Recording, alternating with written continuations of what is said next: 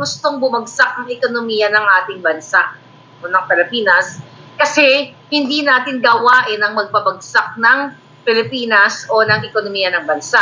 Ang may gawa niyan, yung mga bangag na nakaupo. Okay? Yung mga bartek na nakaupo, yan ang nagpapabagsak sa inyong bansa sa pamamagitan ng paglustay ng pera. Sabi nga ni Doc Lorenza, maisog rally kahapon, ang mga fireworks na ginagastos nila na multimilyon. Ang party here, party there, na walang humpay. Travel dito, travel doon. So yan ang nagpapabagsak sa ating bayan, yung paglustay nila ng pera na wala silang pakialam, makapal ang mukha. According to Doc Lorraine's speech, na napapaligiran sila ng kahirapan dyan sa Maynila. You know, ang mga slums area, squatters area, ay patuloy silang lumulustay. So etong pagbagsak ng piso, mga palangga, ay patunay na itong gobyernong ito ay wala sa ayos. Ibig sabihin, hindi siya patungo sa progresibong bukas na sinasabi niyang julol siya. Okay? So yan ang katotohanan, mga kababayan. Pero, bago natin ituloy-tuloy itong ating ano bang title natin? Okay, si Bangag Jr. ang dahilan kung bakit may kisog. You know, nabanggit yan ni Mayor Baste kagabi. Pero punta tayo dyan mamaya. So mga kababayan, nakita nyo naman na itong si Bangag at ang kanyang pinsan na inuubos ang pera ninyo araw-araw, segundo inuubos ang pera ninyo. Kaya sabi ko nga, kung kayo ay patuloy na hindi iimik, di i-enjoy nyo ang paglustay nila ng pera. Di ba nung nakaraan ay nagdakdak itong last month, ay nagsanib puwersa itong nag-unitives. Kaya ito yung tunay na unitives, itong Lakas CMD at ang Partido Federal. Okay? Magbubuo sila ng, i-revive daw nila yung unity. Yun ang sabi ng mga magnanakaw. So mga kababayan, i-revive niya yung unity. Wala namang unity. Okay?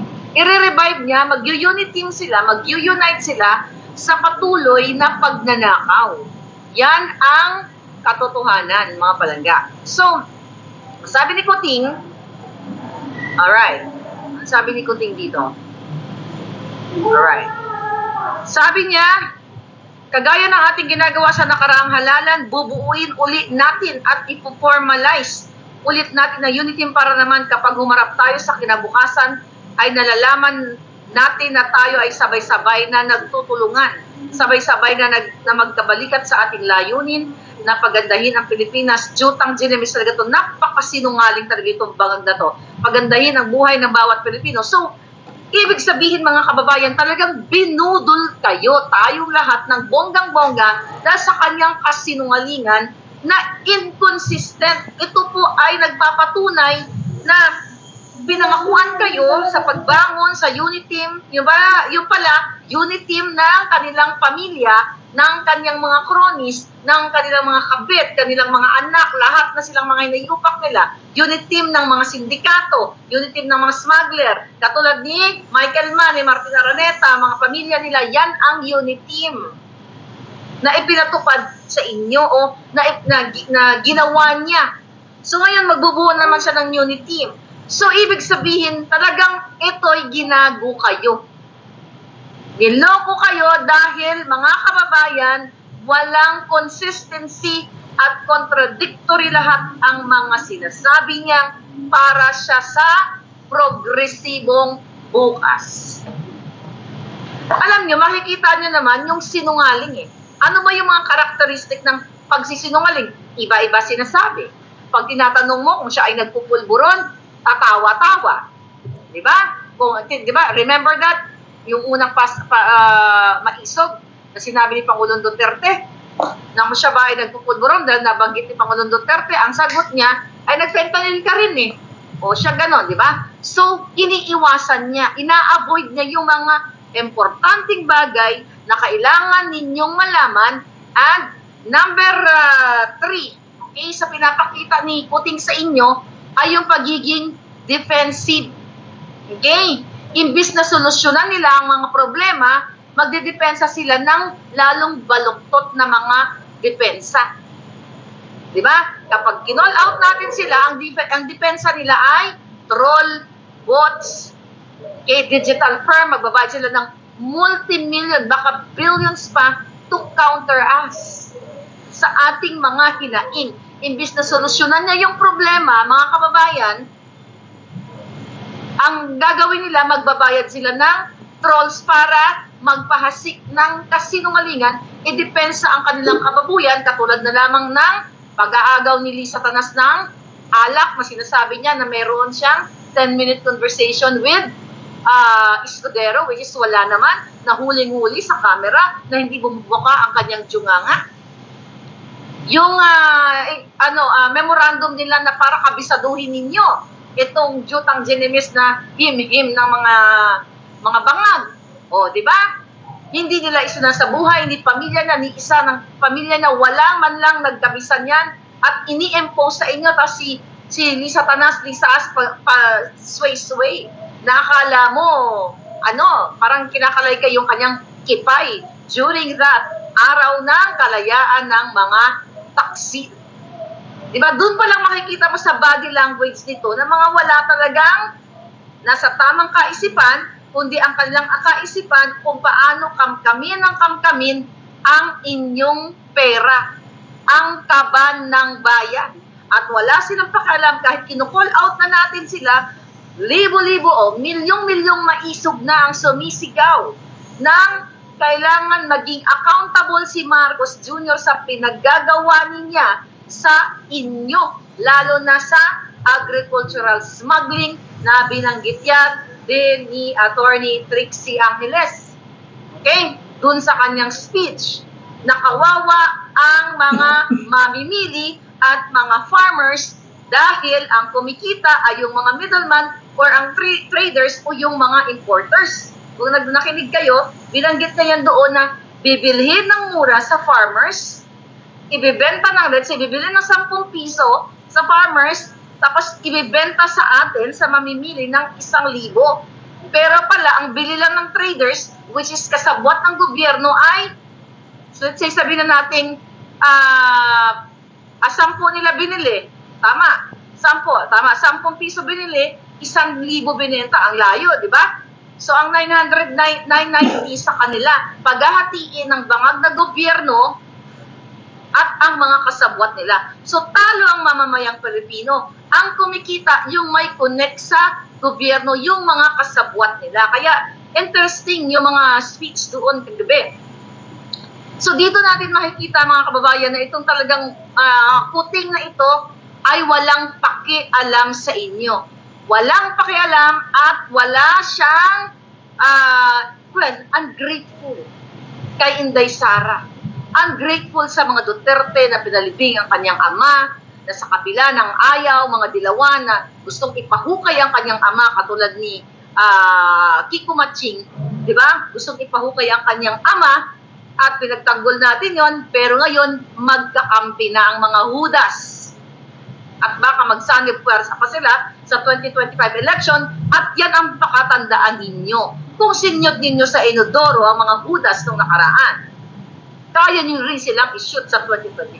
Huwag na natin paabutin si Kuting sa kanyang sona, mga palangga. Kasi kailangan nyo ngang humakbang ng maisog dahil itong mga walang hiyang ito ay walang utang na loob, hindi lang kay Sara, kundi sa taong bayan na bumoto sa kanya, na umiyak ang mga magsasaka, mga ngisda na nandoon sa maisog. Okay? Yun, yung mga aitas na pinamumunuan ni Oscar Rivera, okay, na sinasabi doon na nung panahon ni Pangulong Duterte ay talagang nabibigyan sila ng pansin, itinor pa siya nung pumunta siya sa PICC or sa Malacanang siguro din, pumunta siya kay Pangulong Duterte. So, ibang-iba na pinahalagan ayon sa kanilang tribal leader na si Mr. Oscar Rivera, na kahit sila daw ay, ang tingin nila ay maliliit silang tao, ay binigyan sila ng importansya. Hindi katulad ni Kuting, napaka-ungrateful sa taong bayan Nasabi nga nito na mga umaten doon, mga mangingisda at ito mga magsasaka, ay ibinoto nila si Marcos Jr. na sa kadahilanan na umasa sila na iangat yung kanilang buhay. Pero walang pakialam itong bangag na ito sa pamamagitan ng walang utang na loob sa mamamayang Pilipino, wala silang pagmamahal sa mamamayang Pilipino sa lahat dahil inuubos at binababoy nila kayo at harap-harapan na patuloy na kasinungalingan. Kaya itong unit team nila naksabuatan, kaya nyo lahat ilubog sa pusali itong tambalan ng mga jutang ginimis. Yan mga palangga, ang isa sa patandaan ninyo sa ginagawa ng mga Judas na ito. So nakita niyo mga kababayan, grabe, matapos traidorin, tapos mag-unity team na naman, unity teams, lalo silang kung talagang gusto ni Kuting, eto na lang kung gusto ni Bangag yung sinasabi niyang mag-unite, di ba? Bakit kailangan ibagsak ang taong tumulong sa kanya? Bakit kailangan gipitin si Pastor Quiboloy? Bakit kailangan sindakin ang mga bata, bigyan ng traumatic experience ang mga members ng KOJC, ang mga kababaihan, kung pwede namang ayusin sa diplomasya? Well, what do you expect? Ayaw nga ayusin ang parating na bratatatak dyan sa South China Sea. So what do you expect? Pero lagi nating isasalaysay dito sa inyo na ito pong mga tinuturan ng bangag na ito ay pawang kathang-isip lamang o pangbangag lamang dahil hanggang sa ngayon, siya ay lutang na lutang o singhot ng singhot na ipinagbabawal na white powdery substance na patuloy nilang gustong i-cover up. At hindi kayo dapat lumayo sa isyong yan.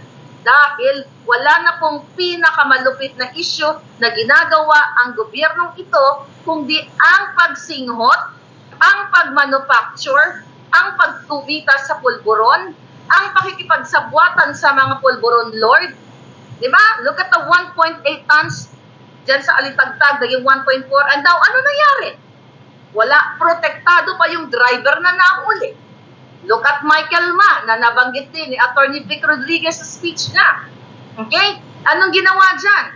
January 2023. Or January 2023, na pinigil ni Marcos Jr. ang hearing na sana panagutin si Michael Ma dyan sa agri-smuggling na yan na nagdudulot ng kahirapan ng mamamayan at ng mga magsasaka. Yan yung sa statement ni Attorney Trixie na kayo ang nahihirapan at yung middleman or mga traders o yung mga importers na kakilala nila, sila yung kumikita. So like Michael Ma na inappoint pa nga bilang special envoy to China without you guys, you Filipino, knowing, itinago pa at ni isang mainstream media walang maglakas ng loob ang mga jutang Ginevest na iulat yan. Kaya talagang nakakagalit, nakakagigil itong bangag na ito na kailangan nyo nang tapusin. Hindi nyo pwedeng kalimutan ang issue sa PIDEA leaks na nandoon din si Agent Jonathan Morales na very emotional. Ako nanonood na binawagayway niya. You know, ang flag ng Pilipinas. Siya yung nag-intro, nag-bit noon, carry niya. At talagang mararamdaman mo na, you know, ang mga maiisog ay nandoon. Ang maiisog at matatapang. Like yung PIDEA leaks na hindi po biro-biro. Imagine mo kung gaano katapang si Morales. Walang security, pumunta doon. Yeah, wala siyang security. Nung pumunta siya doon, pero gusto niyang maging present doon, yun ang isa sa mga pinaglalaban natin na si Marcos Jr. ay isang bangag. The reason why nagiging bangag ang buhay ninyo. Araw-araw yung junganga ko hanggang may energy ako. Sabi ko sa inyo, hindi natin kakalimutan ang mga issue na yun ay araw-araw na ginagawa nila. Araw-araw nagbabangag si Kuting.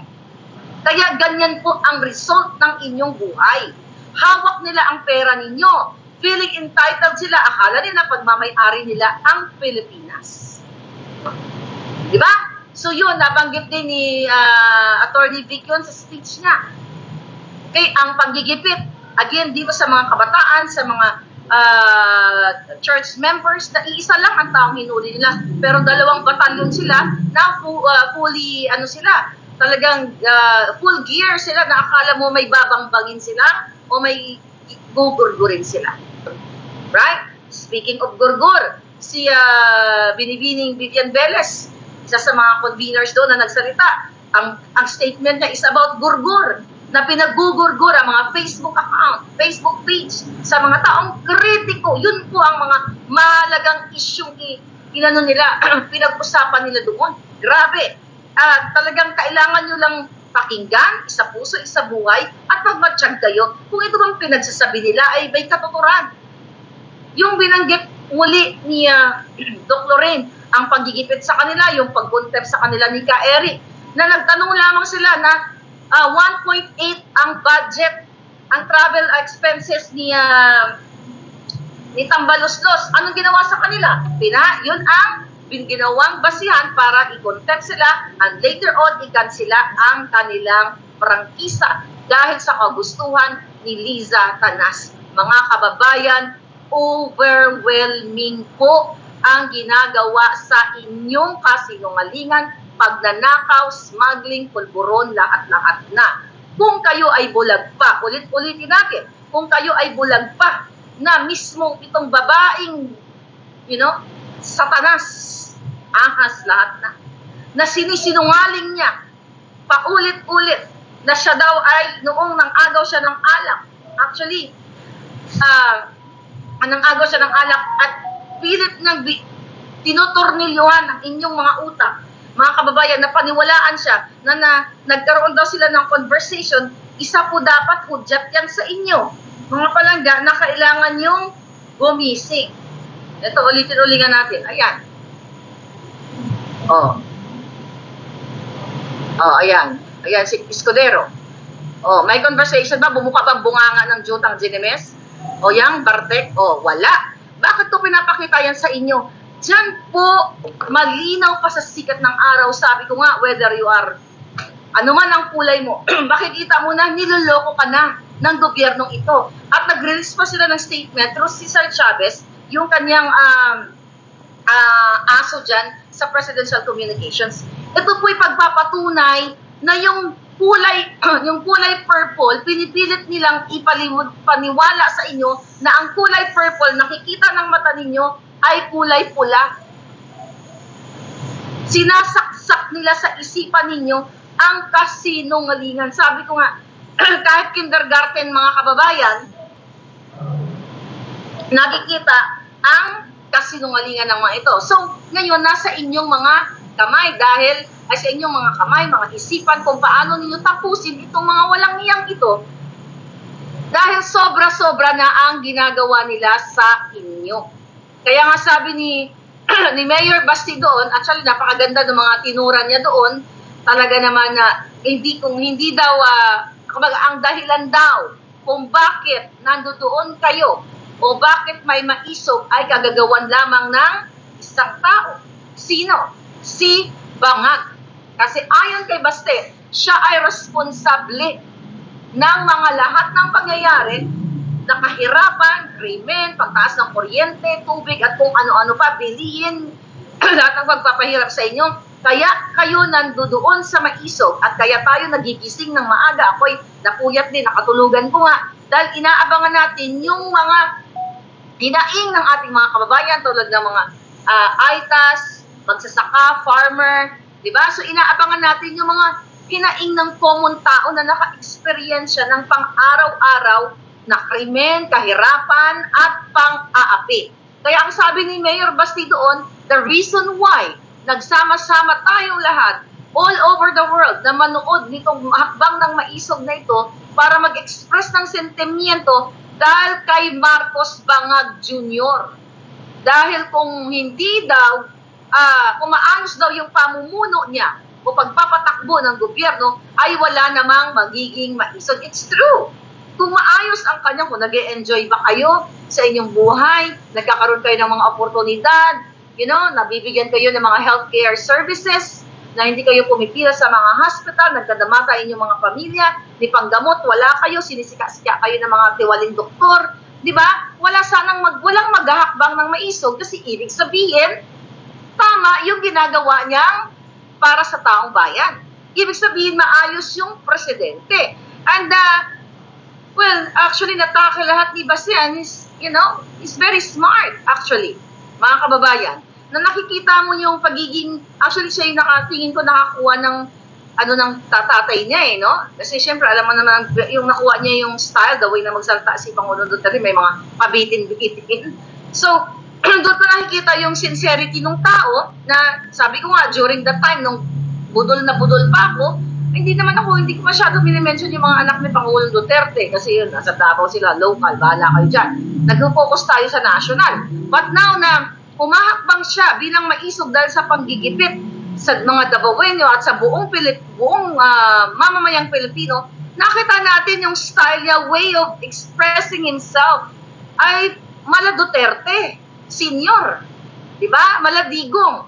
Kaya naman, tama siya kung bakit nandoon kayo. At sabi pa nga niya doon na very happy siya dahil wala yung mga dump truck na hinaharang o hinarang doon sa Dumaguete, sa Bustos, Bulacan. Di ba? So masayang-masaya. Ipinahiwatig niya doon sa inyo na at least walang mga humarang at matatapang daw mga Kapampangan. I believe lahat naman ng Pilipino ay matapang kung may paninindigan. Okay? Lahat ng Pilipino kapag hindi nakikinabang sa katiwalian, kapag hindi kasabwat ni Lisa Tanas o ni Bagag Jr., ay tunay kayong maisog o matapang. Whether Kapampangan kayo o Ilonggo kayo, yan ang totoo mga palangga. My God. Diba? Simple lang ang hinihingi ng mga maiisog ng taong bayan. Ibigay na yung tamang proyekto, tamang pag-asikaso. Huwag nilang nakawin ng pera dalhin sa kanilang offshore account. Imagine ninyo, gusto lang mag-express ng mga maiisog ng mga taong bayan ng kanilang hinaing, pero haharangan ng truck ng mga demonyo. Anong ibig sabihin yan? Kasi natatakot sila sa inyong power. Dahil kayo ang mas powerful. Sabi ko nga sa inyo, mga palangga. Kaya naman, natutuwa ako kasi ang dami ding mga Davaoenyo na nandoon kagabi. Imbis na gawin ni Kuting, well, mga kababayan, wala na nga siyang pakialam sa mga komunidad. Yung mga problema ninyo, walang pakialam si Kuting. Kasi nga, yung demokrasya na sinasabi natin, we are a democratic country, hindi na. A diktador. Okay? Nabanggit din ni Doc Lorraine yan. Okay? A diktador ni Spokes Roque. Okay? Lahat ng panggigipit, kasinungalingan, na ang bigas magiging 20 pesos per kilo, na niloloko kayo, di ba? Remember that? Ang ginawa nila para linlangin kayo. I think few months ago, last year, bumili sila ng bigas sa NFA, yung governor ng Cebu, Cebu, tapos ibinenta nila ng 25 pesos para palabasin. Binili nila ng 25 pesos, tapos binenta nila ng 20 para sabihin nila ay dream come true. Ang nangyari dito sa gobyerno ni Kuting at nagkaroon na nga daw ng 20 pesos per kilo na bigas, pero naglast lang siya half day dahil nagkagulo ang mga Cebuano dahil naubusan na ng bigas na 20 pesos per kilo. So hindi po yun long-term and sustainable solution, kundi pambudol solution. So yun yung mga binanggit na mga hinaing ng ating mga speakers doon, ang sentimiento ng taong bayan na ayaw pakinggan ni Marcos Jr. Okay? Na gustong gayahin ang mga ginawa ng tatay niya na isinuka noon ng mga dilawan. Kaya nga nagkaroon ng people power. And now, yung mga dilawan o pinklawan, tahimik, at nagbabao o nagkikiskipay ba kay Lisa Tanas. Imagine nyo mga kababayan, sigaw ng sigaw sila ng diktador, magnanakaw since before 1986 bago magrevolusyon. And now, 30-something years, bumaliktad na ang kanilang mundo. Hindi na sila sumisigaw ng adiktador, magnanakaw, ganito, ganyan, wala na. Nakita nyo, tinraidor din kayo ng mga dilawan at pinklawan na politiko. Ibig sabihin, they are not for you and for your country, but for their vested interest. Pansariling interest lamang, political survival, political career nila, at sariling pagnanakaw. Sigaw-sigaw sila na ang Marcos Sr. ay authoritarian, dictator, lahat. Klepto. Pero asaan sila ngayon? So yun ang mga hinaing natin, hinaing na mga maiisog na kailangan ninyong magsalita at humakbang sa kalsada. Dahil nabanggit ni Baste na yung mainstream media, wala na silang balls, wala na silang pakialam. Eto yung mga mainstream media na sumisigaw dati, diktador, Marcos magnanakaw. Pero ano nangyari sa kanila? Bakit sila ay hindi kumibo? Ano nangyari sa ating simbahan? Ano nangyari sa mga religious group? Na noong panahon ni Noynoy ay ginagamit ang mga kabataan. Minor de edad, elementary, remember? I forgot kung anong pangalan ng sister niya, nasa yung mukha niya, nasa vision ko ngayon.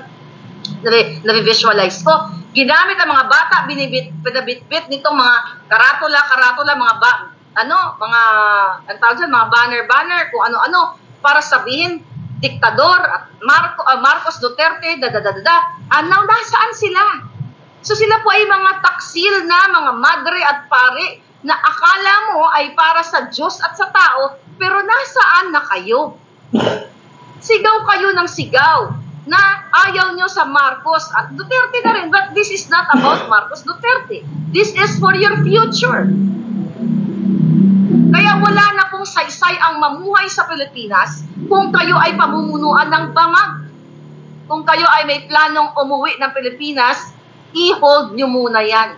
Dahil baka maging biktima kayo sa airport pa lang, tatamnan na kayo ng bala, tatamnan na kayo ng pulburon, at i-extort kayo ng mga tiwali dyan sa airport dahil yan ay mga nagmana kay Lisa, kay Bangag, at hindi sila natatakot. Hindi katulad nung umuwi tayo, ang mga nasa airport, hindi yan nanghihingi. Umuwi ako nung panahon ni Pangulong, umuwi ako nung panahon ni Noynoy, ang daming mga asungot na nanghihingi sa atin. Diba? Paglapag mo pa lang sa airport, umuwi ako, ilang beses ako may panahon ni Duterte. Ano ang sabi ng mga tao? Ay, bawal po sa amin yan. Ganyan-ganyan, magagalit si Digong yan. Anong ginagawa ko nun mga kababayan pag nagbibigay ako ng tip? Pinapold ko ng ganun, di po, sige, ano yan, galing yan sa akin. Tanggapin niya na. Ako pa yung, seriously ako pa yung parang nagpupuslit Na-experience ko yun. Kasi I remember, I think, noong panahon ni 2022, 2019, 2018, 2017, basta ilang beses ako umuwi. So, finold ko yung pera, mga palangga. Kasi sabi sa akin doon, ma'am, bawal na po yan kay Duterte.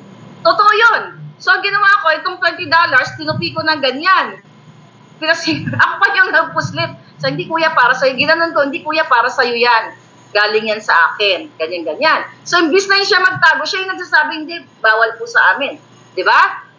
So, yun mga kababayan, na pagkakaiba talaga. So, balik tayo dito sa sinabi ni Baste, na talagang ipinagdidiinan niya na kaya nagsama-saba ang maisog dahil sa mga ginagawang kabulastugan ng gobyerno katulad ng People's Initiative na huling-huli na, Senator Amy, nasaan na itong mga hearing na ito na harap-harapan na huling-huli na sila ay nagbayad ng mga tao at nagbayad ng commercial, ng mga ads para magpakalat ng kasinungalingan sa peking initiative na ito, People's Initiative na ito, pero naputol na naman ang hearing. So, umpisahan sa isa, tapos pabida-bida, tapos wala na uli. Diba? Ilang mga kasabwat ni Tambaluslos doon, December yon. Nasaan na? Hindi na natuloy. Kailangan nating boljakin ito. Senator Amy, nasaan na? Bakit naputol yung hearing na yon? Harap-harapan, di ba? Pumunta ka pa sa Davao. Pinakita mo na talagang nagkaroon ng bayaran. Bakit hindi na-contempt yung mga taong yon? Bakit hindi sila nakasuhan? Bakit hindi sila ipakulong? Di ba? Bakit itong si Agent Morales ang kinontempt ni Junggoy at saka ni Senator Bato at ni Escudero? Bakit hindi si Michael Ma ang ikulong? Na may diplomatic visa, diplomatic passport pa. Bakit hindi si Kumar? Si James Kumar na huling-huli sa CCTV nakasabwat ni Lisa Marcos at ni Picoy na kinausap, nabanggit ni Atty. Vickian na kinausap si Agent Morales na wag nang magsabi ng totoo, wag nang umatid ng Senate hearing, sabihin niya lang yung gusto niya, name your price at ibibigay. Asaan na, bakit hindi yan ang tugisin ninyo? Si IDG, bakit hindi nyo tugisin niyang si Kumar, ha? Senator Bato, Robin Padilla, lahat kayo nakakampi ni Pangulong Duterte. Nasaan na kayo? Si Jinggoy, nasaan na kayo? Bakit pinoprotektahan niyo si Kumar? Well, kasama niyo sa mga pictures. So, no wonder baka kayo ay may mga illegal na mga negosyo. Samantala, yung mga kabataan, mga kababaihan sa church ng KOJC, akala nyo ay sasaba kayo sa giyera. Pero itong si Kumar, asaan na, Senator Bato? Hindi namin kayo tatantanan. Jinggoy, hindi kita tatantanan kapag hindi mo binuksan yang Senate hearing na yan at hindi nyo ituloy yang Senate hearing na yan para pasukahin nyo si Kumar dyan sa Senado at si Lisa ay ipatawag ninyo dahil siya ay walang exemption sa paggugurgor ng tao at pangkikidnap. Winawarningan ko kayong mga senador. Ilalabas ko lahat ang inyong mga kababuyan. Tandaan nyo. Ang daming issue. Tahimik kayo. Contempt si JM, pero si Kumar, inartihan kayo, kunyari nasa ospital, yung pala nasa hotel lang yung datingan ng kanyang robe. At Senator Bato, sabi mo, pag-isipan mo kung ipapatawag mo si Lisa Tanas, bakit? Takot ka ba? Takot ba kayong lahat sa babaeng extractor? Sa babaeng sinungaling, Bartek? Ganyan ba? Wala kayong mga betlog? Lahat kayo dyan, duwag, mga taksil sa bayan. Senator Bato, hindi kita tatantanan. Jinggoy, hindi namin kayo tatantanan. Ikaw, Escuderong jok-jok. Hindi ka namin tatantanan. Hindi kayo tatantanan ng taong bayan. Akala nyo nakakalimutan namin yung pag-contempt nyo kay Morales? Akala nyo nakakalimutan namin na si Lisa at si Kumar ay magkasabwat sa panggugurgor kung sakasakali si Morales ay hindi papayag sa inyong kagustuhan. At hanggang ngayon, nasa bingid ng kamatayan ang kanyang buhay dahil sa panininda ni Lisa at ni Kumar based on that CCTV camera. Tapos wala kayong gagawin? Robin Padilla, Senator Bongo, Senator Bato, na nakinabang kayo sa panahon ni Pangulong Duterte, ikaw, Jinggoy, lahat kayo. Imagine nyo, buhay. Gugurgor sila ng tao, gugurgor. Si Lisa at si Kumar, based on the CCTV. Pero anong ginawa nyo? Dead na lang kayo, mga taksil kayo, kung pwede ko lang kayong sindihan ng kandilang itim. At magbayad kayong lahat, simindi na ako ng kandilang itim. Mga kababayan. Ay, nako, talaga namang I mean, you know, napakasimple ng panawagan ng mga maiiso. Okay, magtrabaho ka, kuting, sabi ni Baste. Pero anong tinatrabaho mo? Pagsisinghot ng pulburon, pagnanakaw. Yan ang tinatrabaho mo. Mga jutang genimes kayo talaga. Imagine nyo mga palangga, paulit-ulit na lang ito. Pero wala eh. Kailangan nyong manindigan. Kailangan ninyong pagbayarin itong si Tambaluslos, si Martin Romualdez na ginagamit ang pera ng bayan, magbigay ng ayu-ayuda, picture-picture na nakawin pa ng mga barangay, na nakawin dyan sa DSWD, lahat na nakawin ng mga hinayupak, ang ibibigay sa inyo, barya lang. Walang malinaw na proyekto na tangible. Puro ayu-ayuda na maglalas lang siya ng isang araw, 2 araw, at balik na naman sa kagutuman ang mga Pilipino. Di ba? Kaya may humakbang ng maisog. Okay? Kaya mayroong mga nagkakaisang Pilipino all over the world, mga palangga na mga Pilipino, dahil nararamdaman ng aming pamilya. Nararamdaman ng pamilya ninyo. Di ba? Pag tumawag kayo kay Bunso, o Bunso, kumusta ka dyan? O nagtaas na ang bilihin eh, ganito, ganyan, ganon. So definitely, mararamdaman ng mga OFW, mga kababayan, ninyong mga nanonood ngayon, dahil sa kadahilan ng pangbubudol ni Bangag. Yan ang katotohanan dito sa gobyerno natin, na pagsususpende ng mga tao, o katulad na lamang, balikan natin, si Mayor Rama, si Governor Rubahib, at marami pang iba. At sabi nga ni Basti, hindi nga niya, parang he was surprised daw na hindi pa daw siya nasuspend. Okay? So lahat na lang gustong gurgurin ng mga walang hiyang ito. Lahat. Pero anong ginagawa nyo? O naghihintay kayo ng tamang panahon? O ako sa inyo, by June 30, lumabas na kayong lahat sa kalsada. Mag-vigil kayo ng bonggang-bongga. Punuin nyo ang kalsada patungo sa tamang direksyon. Para matapos nyo na ang bartek na si Lisa, dahil siya ang lumulustay ng pera ninyo. Siya ang nagtatago ng pera ninyo. Siya ang nagpapanalo sa loto. Siya ang protector ng pulburon. Siya ang protector ng smuggling. Siya ang fixer ng mga passport, visa, lahat. Kaya wala na pong hihigit pa sa kabalbalan ng babaeng bartek, mga kababayan. Naalala ko ang sabi ni Basti noon. I think sa speech ba yun? Somewhere, I forgot. May sinasabi niya, tignan nyo lang yung mukha ni Lisa. Yan ang larawan ng Pilipinas. Dahil siya ay national problem. Larawan ng kahirapan. Mga kababayan, sabi ko nga, patuloy ang korupsyon, patuloy ang pagbala sa inyo sa kera, bang. Nakakapagod yung araw-araw nila kayong ninanakawan. Pero, yung iba sa inyo, wala, pero I'm looking forward naman na kayo ay pag dumating yung June 30, lumabas na kayo lahat sa kalsada at mag-speak up kayo. Kung yun ang inaantay ng June 30, so you have to speak up, all of you.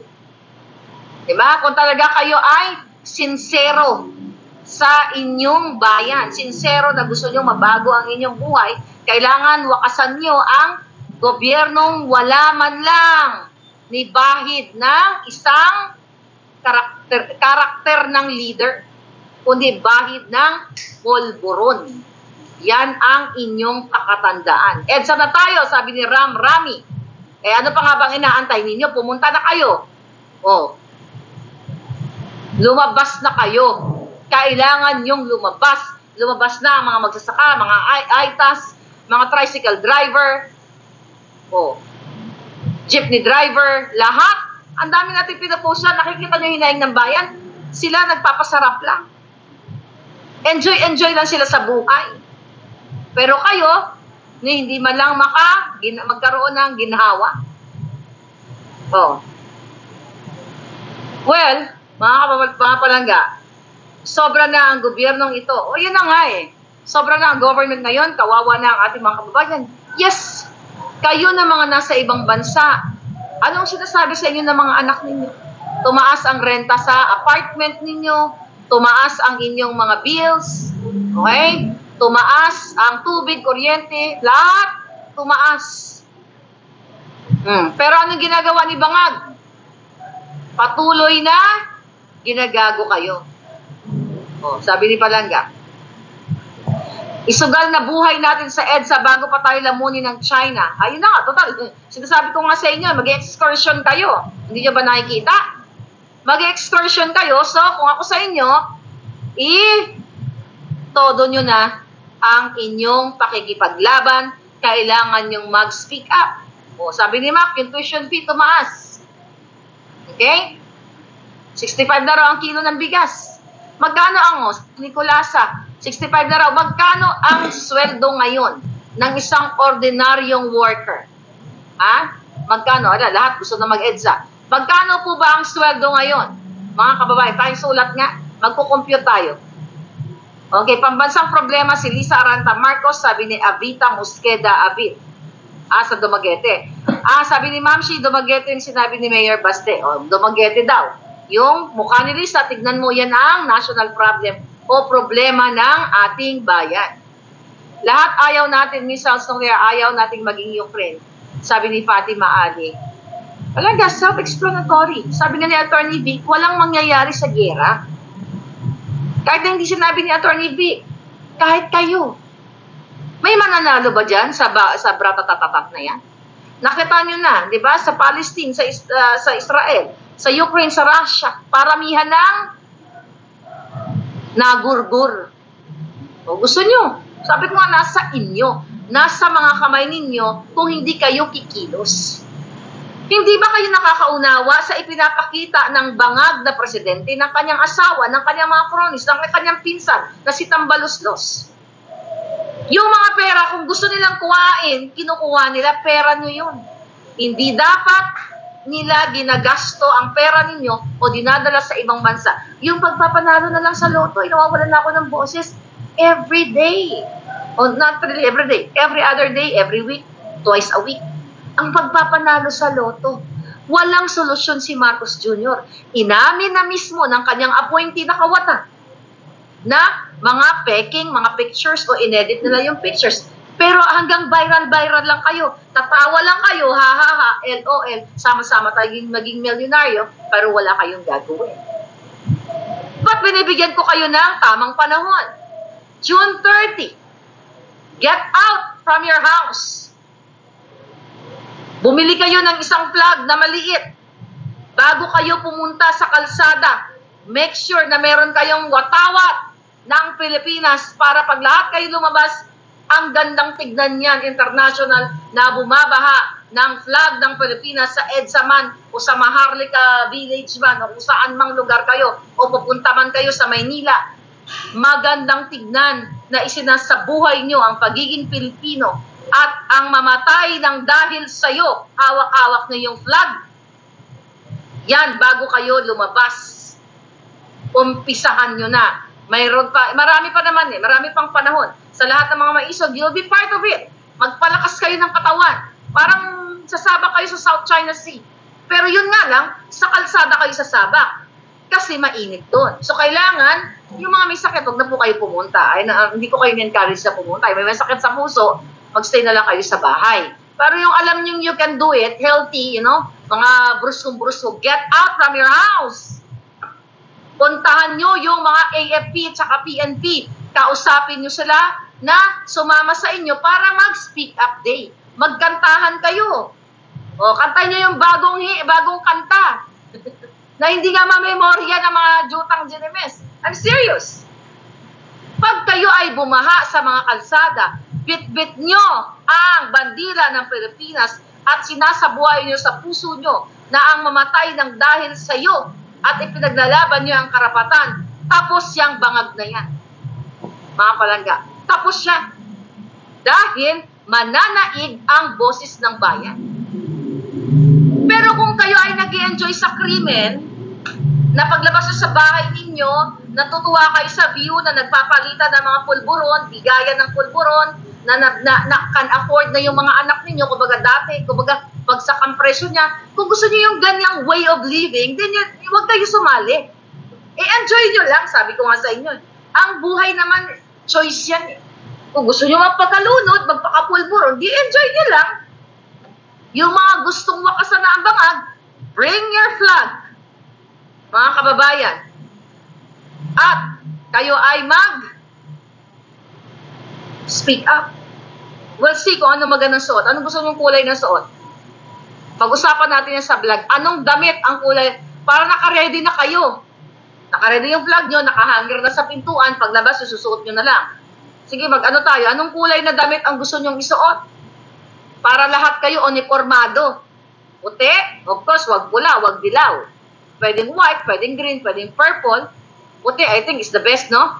Yeah, puti. Sabi ni Rebecca Madrid, kasi para wala nang, para no, wag, black, parang may namatay.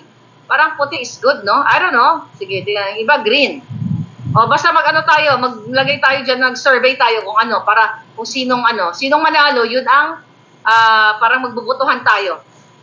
Get ready. Wala na to mga kababayan.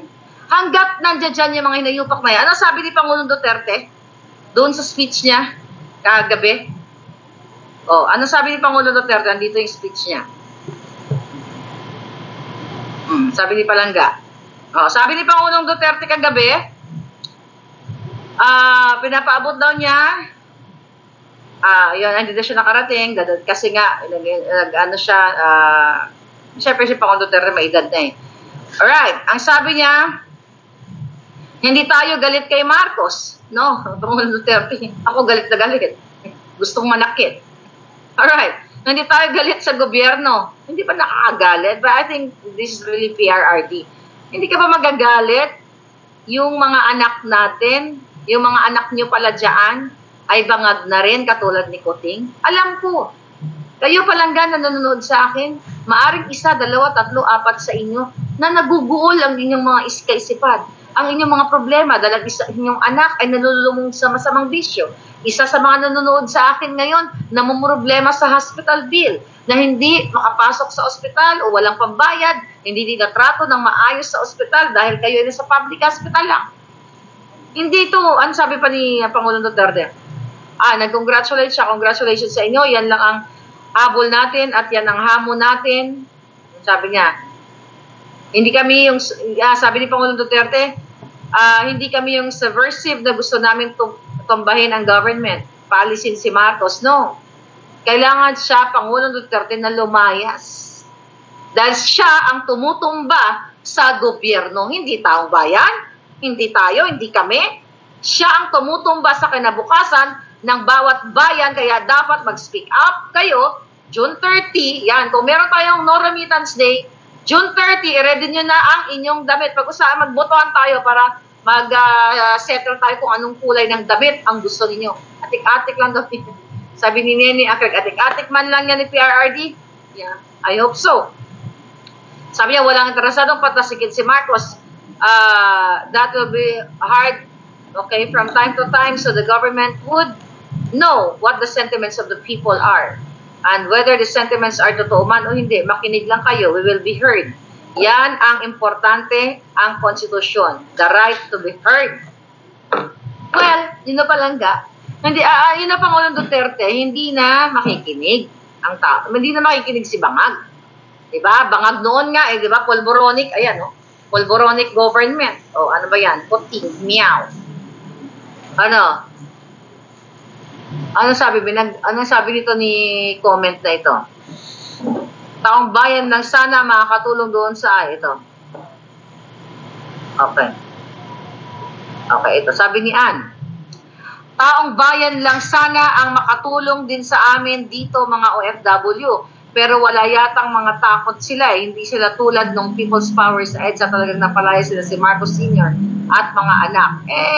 Nahihinog palangga ang mga bagay-bagay. Green and white color, sabi ni Winston, gusto niya ng green and white color. Plain shirt o may nakalagay na maisog, sabi ni Cinderella. Yan ang gusto mong sa damit palangga. Watch out, baka may masuspend na naman sa Pampanga, sabi ni Peace. Yes. Okay, you talk about yung tungkol sa hinaing ni pangalan nito, People's Power na. Ano to? Sabi ni Remote, nakabili ako ng 20 pesos per kilo na bigas dito sa Cebu, parang feeds ng manok. Papatayin na talaga kami ng mga animal. Baka hindi nga bigasyon nga palangga, ang nabili mo, baka feeds nga ng manok. Diba? Para yun ang nabili mo. Yung EDSA cures ng mga tao noon till nagkayayaan at dumami, sabi niya, exactly, totoo yun. Yung EDSA na curious na yung tao. Naniniwala ako doon, pero ngayon hindi. Iba ngayon. Kasi ngayon may social media. Nakikita ninyo kung paano kayo i-oppress. Paano kayo harasin. Okay. Sabi ni Alisa, I believe no panahon ng tatay niya, walang social media. Mas madali na ngayon soon. Ay, kahit ano pang, sabi nga ni Baste, wala na rin mainstream media. Wala naman na talaga eh. Pero mas powerful tayo na sa social media. Kaya nga nagsama-sama tayo dito, di ba? Sabi ni Vivian, PTV4 nag-alboroto na rin Maharlika. Yes! Mayroong silang, I think, general manager ng PTV4. Thank you for reminding me. Pa-comment nga yung pangalan. Ana, I forgot her name. So anyway, tinanggal ni Lisa Tanas. Tingnan natin. That's good point. Pag-usapan natin ngayon. Naalala nyo yung June 12? Pa-comment nga yung pangalan niya dyan, palangga. Okay. Green. Alright. PTV4 manager, Ana Puod. Thank you, Bini Bilin. Okay. Yung Ana Puod, okay, general manager, tama ba? General manager ng PTV4. Ayan, Vivian, thank you Ayan, si Palangging. Ay, Bini pala. Okay. Yung si Ana Puod na in-appoint ni Kuting last year, bigla-bigla na lang tinanggal sa kanyang pwesto. Ayon sa nakarating sa atin, dahil nakuwaan si Liza sa video na siya ay nang agaw ng alak. Nagbartek. See that? Okay? May bago nang in-appoint na general manager, sabi ni remote production. Nakita niyo yon? Nagtatrabaho yung tao. Hindi ko to kilala. Actually, hindi ko alam kung ano performance ng Ana Puod. Okay? I don't know kung matino ba siya or what. But anyway, tinanggal kasi syunga-syunga daw yung camera na na-capture yung pag-agaw ni Lisa ng alak. So, ganun na lang ba kayo? Tanggalin? Sino bang nang-agaw ng alak? Sino bang nagkamali? Ginagawa lamang ng mga cameraman. Ewan ko, for sure, hindi si Franz yun. O si Gerard. Kasi kung si Gerard yun, iiwas nila yun. Iiwas nila yung camera para hindi makita ang pang-aagaw ni Lisa Tanas ng alak. So, tinanggal itong si Ana Puod. Right? Dahil wala daw explanation eh. Basta na lang siyang tinanggal. At ang sabi ng mga PTV4 employees, okay, na susulat sila kay Lisa para ibalik itong si Puod. Doon kayo mag-isip. Bakit sila sumulat na? Bakit sila sumulat kay Lisa para ibalik ibalik sa pwesto itong si Ana Puod?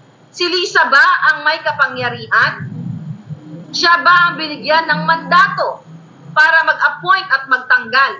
Wala. Pero alam ng PTV4 personnel, employees, kayo magsalita na kayo. Itodo nyo na. Sumama na kayo sa maisog. Katulad nila Pam at nila Marlon na nandoon din. Okay? At doon si Mother Pebbles. O nandun si Joey. O sumama na kayo. Dahil kayo na ang susunod na biktima na nga kayo eh. Imagine mo, siya yung nang-agaw ng alak. Bigla na lang kayong tatanggalin ng bonggang-bongga na wala man lang communication kung anong nakaging kasalanan mo. So, ibig sabihin, walang pakialam ang gobyernong ito na mawalan kayo ng trabaho, magutom ang inyong mga anak, kung meron kayong mga inang may mga sakit, o asawa, o whoever, mga anak ninyo, wala silang pakialam na agawan kayo ng pagkain sa mesa at pambili ng gamot ng babaeng bartek na ito dahil lang nakuwaan yung panghaharbat niya ng alak.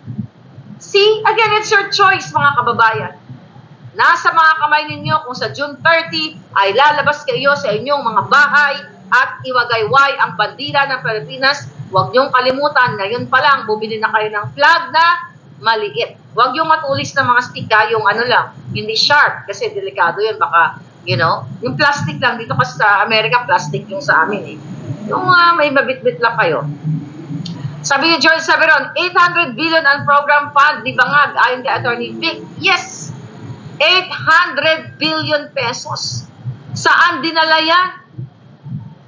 Ilan pong OFW ang makakauwi niyang 800 billion na yan kung yan ay ilalagay sa mga proyekto para sa inyong livelihood program? Ilan pong mga may sakit na ngayon ay naghirap na hirap kung yan ay ilalaan sa healthcare?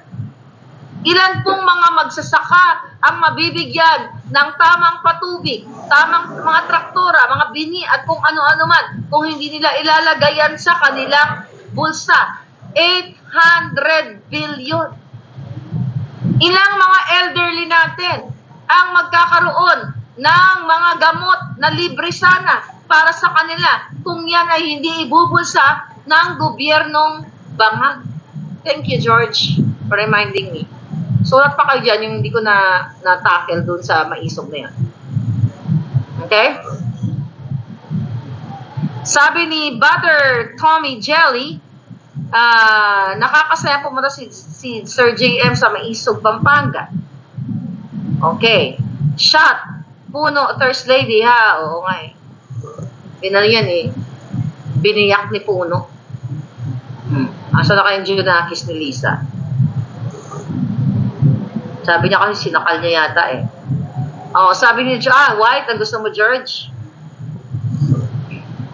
Trillions of budget pero walang proyekto, nakakasuka. Ayun na nga mga kababayan.